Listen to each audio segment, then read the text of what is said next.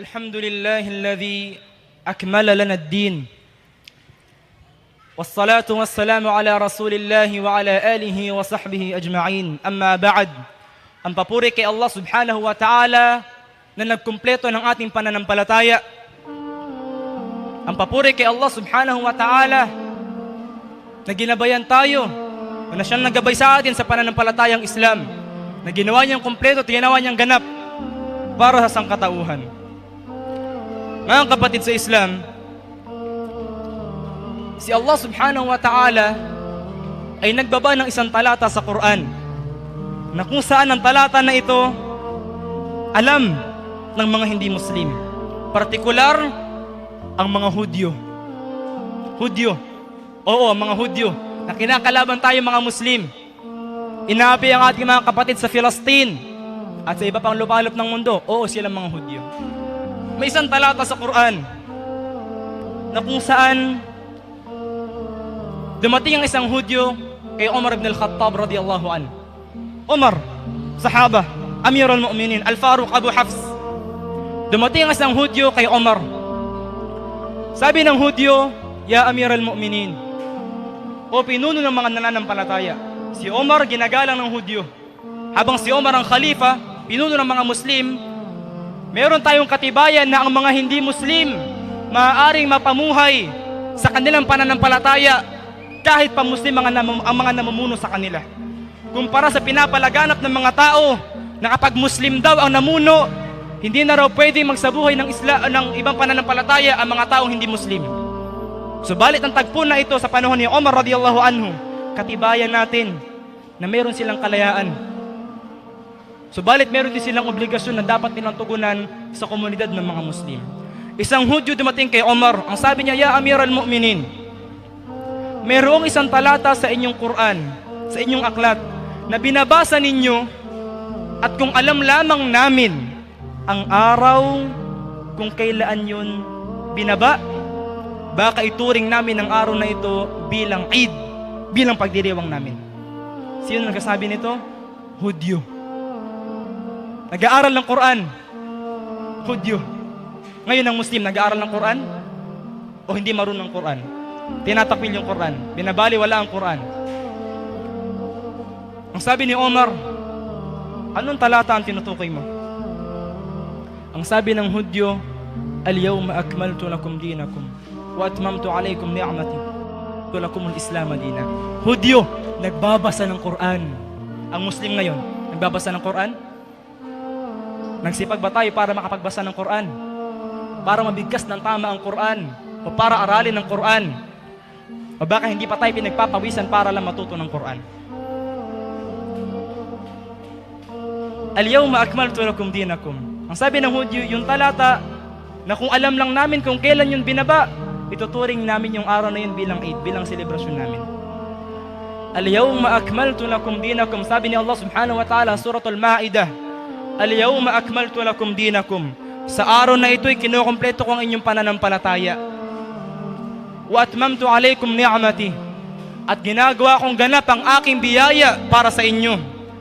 Wa raditu lakumul Islam dina. At kinalulugod ko sa aking sarili na Islam ang maging pananampalataya ninyo.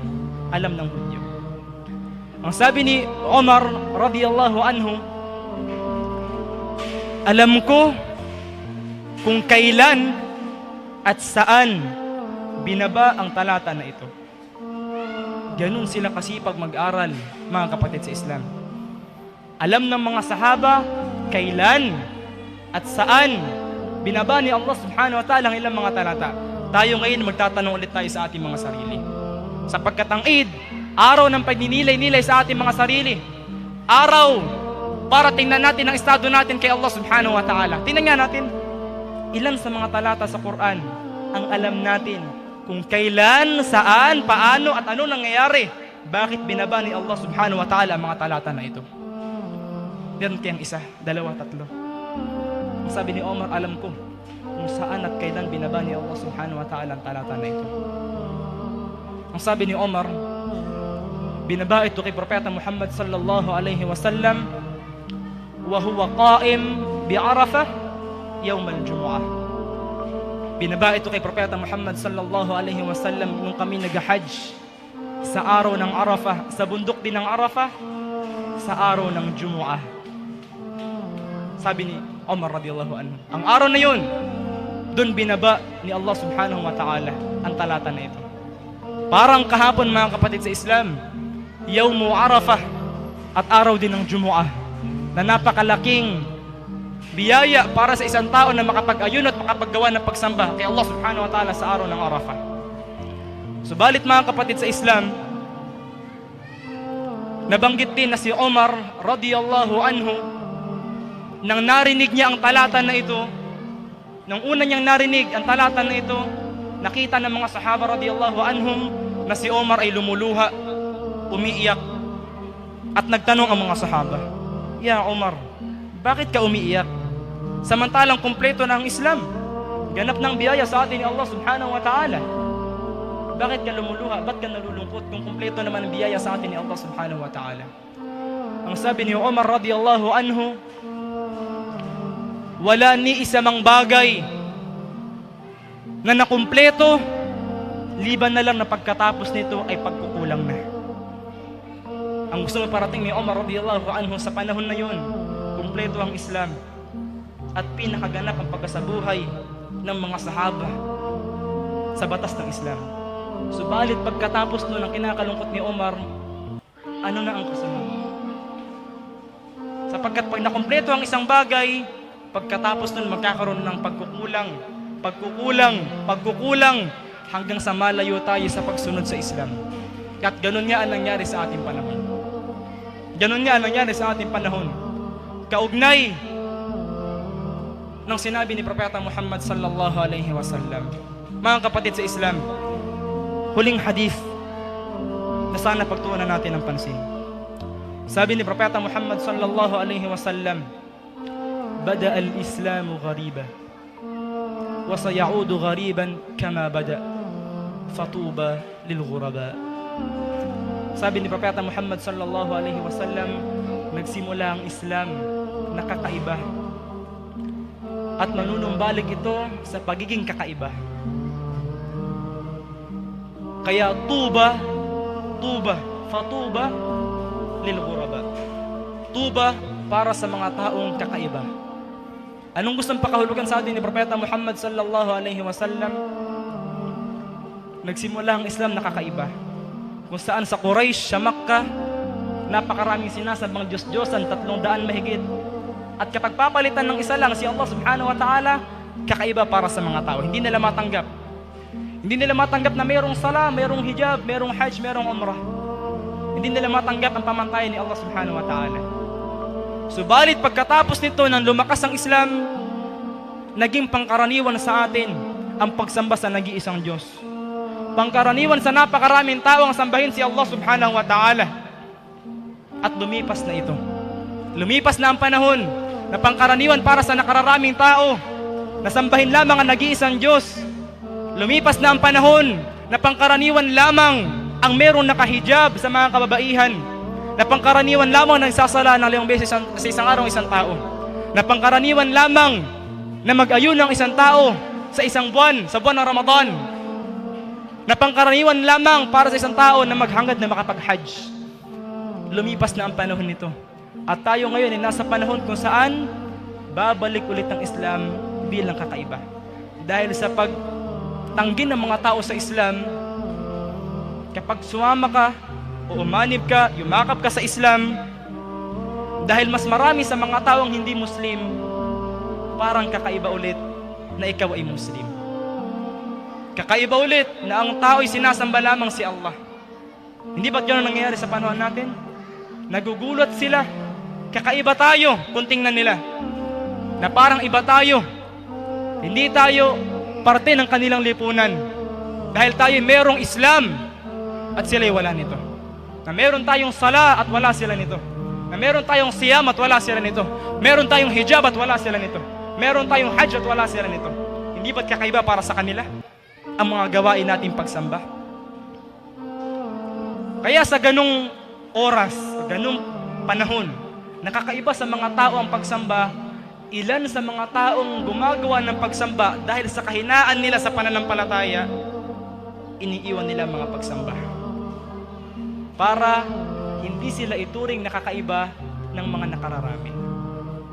Kaya ang sabi ni Propeta Muhammad sallallahu alaihi wasallam, para dun sa mga tao na natiling kakaiba, kahit pa tinuturing silang kakaiba ng mga tao, pero pinanatili nila ang pagsamba nila kay Allah subhanahu wa ta'ala at pinangalagaan nila ang pananampalataya nila kay Allah subhanahu wa ta'ala, fatuba lil ghuraba, ay balita ng magandang paraiso. Magandang balita ng paraiso. Sinasabi ng mga ulama, ang tuba, ilan sa mga ulama, ang tuba ay mismong paraiso, at ilan naman sa mga ulama ang nagsasabi na ang tuba ay isang puno mula sa paraiso, na parehong gantimpala ni Allah subhanahu wa ta'ala para sa tao na nanatiling umahawak sa kanyang pananampalataya, kahit pakaramihan sa mga tao ay tinuturing siyang kakaiba. Kaya mga kapatid sa Islam, huwag sana tayo magsawa, huwag na tayong manlamig sa ating pananampalataya. Ang Eid, mga kapatid sa Islam, ang Eid, Eidul Fitr o Eidul Adha, ang Eid ay hindi para sa tao na mayroong bagong kasuotan. Ang Eid ay para sa tao na sinamantala niya ang mga panahon na binigay sa kanya ni Allah subhanahu wa ta'ala para umani na mas maraming gantimpala. Ang Eid ay hindi para sa tao na mas maraming nakain o napagsaluhan. Ang Eid ay para sa tao na nagtamo ng kapatawaran ni Allah subhanahu wa ta'ala. Kaya mga kapatid sa Islam, sana ibilang tayo ni Allah subhanahu wa ta'ala at idalangin natin kay Allah subhanahu wa ta'ala na mabilang tayo sa mga tao na nagpapahalaga sa mga palatandaan ni Allah subhanahu wa ta'ala, kabilang unang 10 araw ng Dhul Hijjah, at nawa pahalagahan natin ito, pahalagahan natin upang ang halimbawa ni Ibrahim alayhis salam ay ating masundan, at si Ibrahim alayhis salam, ang kanyang ehemplo, ang kanyang halimbawa na ginawa niya para sa atin, ay ating masunod sa pagsamba kay Allah subhanahu wa ta'ala. Wa aqulu ma tasma'un, ala tusallu ala nabiyikum fa inna Allah amarakum bidhalik haythu qala inna Allah wa malaikatahu yusalluna ala nabi ya ayyuhalladhina amanu sallu alayhi wa sallimu taslima. Allahumma salli ala Muhammad wa ala ali Muhammad kama sallaita ala Ibrahim wa ala ali Ibrahim innaka Hamidum Majid. Allahumma barik ala Muhammad wa ala ali Muhammad kama barakta ala Ibrahim wa ala ali Ibrahim innaka Hamidum Majid. Subhanak ma abadnaka haqq ibadatik. سبحانك اللهم ربنا ظلمنا أنفسنا وإن لم تغفر لنا وترحمنا لنكونن من الخاسرين. اللهم إنا نسألك بكل أسمائك الحسنى وصفاتك العلى اللهم أعز الإسلام والمسلمين، اللهم أذل الشرك والمشركين ودمر أعداءك وأعداء الدين، اللهم انصر من نصر الدين وانصر إخواننا المجاهدين الذين يجاهدون في سبيلك في كل مكان. ربنا آتنا في الدنيا حسنة وفي الآخرة حسنة وقنا عذاب النار. اللهم يا مقلب القلوب ثبت قلوبنا على دينك. ربنا أفرغ علينا صبرا وتوفنا مسلمين وصل اللهم وسلم وبارك على نبينا محمد وعلى آله وصحبه أجمعين. والسلام عليكم ورحمة الله وبركاته.